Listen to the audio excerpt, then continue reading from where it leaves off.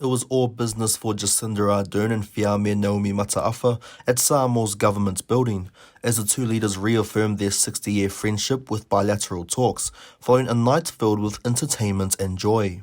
New Zealand and Samoan delegates engaged in cabinet discussions, focusing on key regional issues. In fact, I think it's useful from time to time to have the opportunity for those other party leaders to be a part of and hear from the perspective of the Samoan government, their view on issues like, for instance, skills, like, for instance, education and health and climate priorities. New Zealand offered their lifelong friends a helping hand to tackle climate change, $15 million to help build Samoa's resilience to the impacts of climate change and its transition to a low-emissions economy.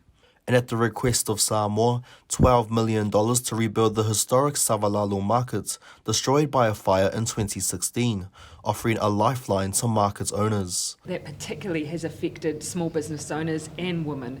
And as tourism looks to return, it's been previously a significant part of their tourism profile here. It's been the place where people have been able to, yes, buy agricultural products, but also cultural items as well. The recognised seasonal employer scheme was also a point of discussion, with New Zealand and Samoa working towards a solution to ensure Samoa's workforce aren't being left short-staffed. At the moment, in fact, we have a higher number of Samoan RSE workers in New Zealand than we usually would, but we're totally respectful of the fact that Samoa wish to go through this process.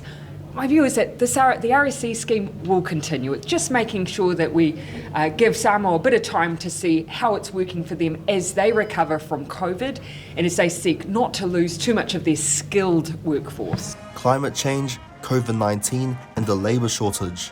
Regional issues many hope will be mitigated by a lasting friendship between New Zealand and Samoa. Elijah Fa'afiu, PMN News.